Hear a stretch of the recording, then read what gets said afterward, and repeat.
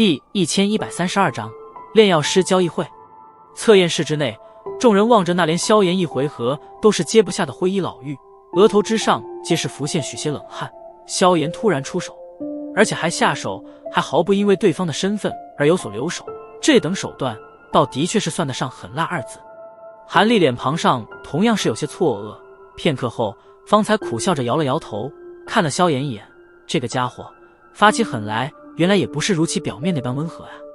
韩执事在这里动手，抱歉了。萧炎目光漠然地望着那瘫倒在地的灰衣老妪，然后视线转向韩立，脸庞上再度浮现先前的那般温和笑容，歉然道。此刻再度见到萧炎那般笑容，房间内已经再没有一人敢真的将他当作能够随意嘲讽的小绵羊，特别是那3名白家之人更是警戒地退后几步，生怕萧炎突然也是对他们出手。连灰衣老妪都不是萧炎的对手，更何况他们了。唉，韩立叹息了一声，片刻后只得挥了挥手道，此事也算他有些咎由自取，不过你下手也太狠了点，算了，白薇，将人带走吧。闻言，那名白衣冷艳女子轻咬了咬银牙，目光有些惊惧地看了萧炎一眼，然后方才带着另外2名白家之人将吐血昏迷在地的灰衣老妪扶起，然后有些狼狈地出了这间测验室。而一旁的邱家3人也是不想在这里过多停留，视线惊疑不定地打量了萧炎一番后，也是退了出去。你这小子还真是说动手就动手，虽然老夫心头也很爽，但以后白家肯定不会善罢甘休的。见到灰溜溜离开的一行人，叶仲也是不由得摇了摇头道。萧炎笑了笑道，没事，白家想要找麻烦，我陪他们便是。哼，看来这一次叶家很有把握通过考核呀。叶仲，恭喜了。韩立缓步上前，对着叶仲拱手笑道，见你吉言了，不过出了这档事，想必等5大家族考核开始时，白家说不定会派出真正的佼佼者，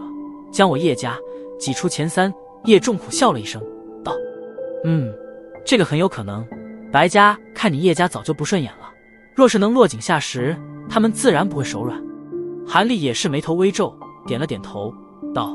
据我所知，白家这一代的年轻一辈最为杰出者是一位名为白鹰的年轻人，此人年龄不及30，便已达到了7品中级炼药师层次，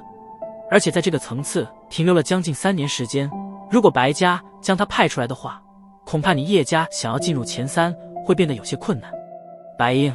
我听说过这人，的确也算是一个极其拥有炼药天赋的人，比起曹家的曹丹都是要强上不少。叶仲脸色有些凝重，这白家若真是将白鹰给派了出来，那结局可真是有些难料了。5大家族中除了叶家，其余4大家族都不是省油的灯，族中也不乏一些堪比曹丹的那种炼丹天才，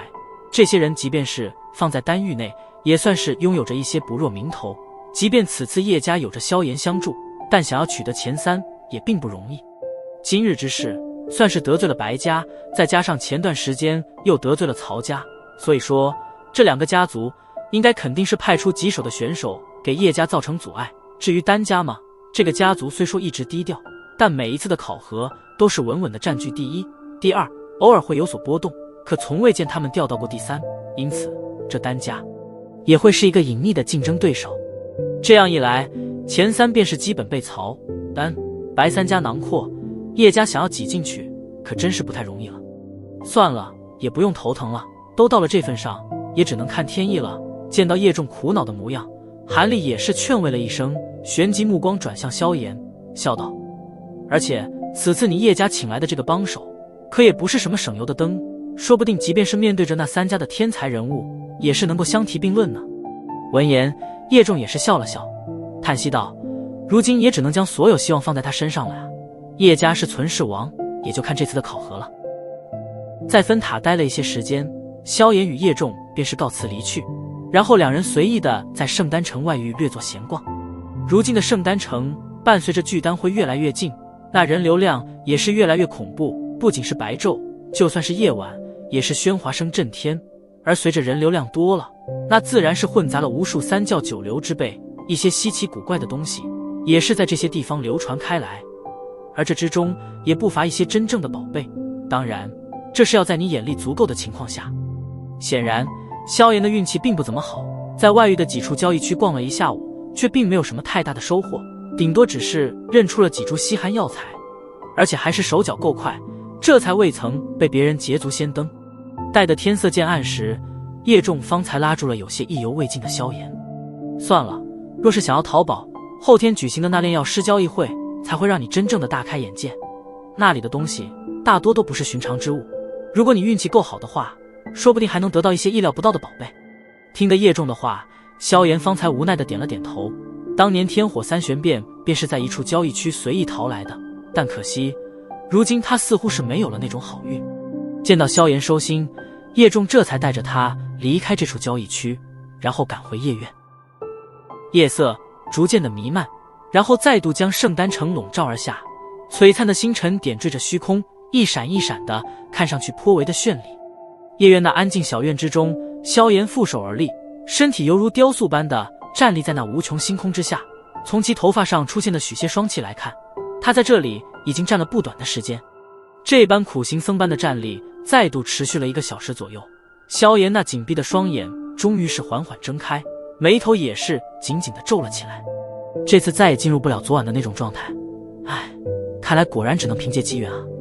萧炎轻叹了一声，原本他还想着，若是多进入几次那种状态，应该便是能够让得他灵魂之内的灵气越来越浓，甚至指不定什么时候便是能够让的灵魂进入那所谓的灵境，而届时炼制7品高级丹药对于萧炎来说便是不会再具备太大的难度，甚至说不定状态巅峰时还能挑战8品丹药。而到时即便是丹会，萧炎也是能够有着信心傲视群雄。但可惜这种想法太过缥缈，昨夜的那种状态可遇而不可求，不论萧炎此次如何静心，这片星空也是如同其他地方一般变得普通平凡起来。看来后天那所谓的炼药师交易会得去看一看了，若是能够在那里得到一些修炼灵魂的东西，那便是再好不过了。摇了摇头，萧炎终于是放弃了这无用之功，苦笑了一声，转身便是对着房间之内行去。既然打定主意要参加那所谓的炼药师交易会，那么他也必须得预先准备一些能够打动人心的东西，不然的话，即便他看上了别人的东西，可若是拿不出对方满意的物品，怕也只能黯然放弃。在接下来的1天时间中，萧炎将自己完全的锁在了房间之中，而小医仙等人也并未来惊扰他。反正从那房间之内弥漫而出的炽热气息来看，他们便是能够猜到，或许萧炎又是在炼制着什么。萧炎闷在房间之内的炼制持续了1日1夜的时间，待得第2天第一缕晨辉划破黑暗，射将在了这座小院之上时，那紧闭的房门方才缓缓开启。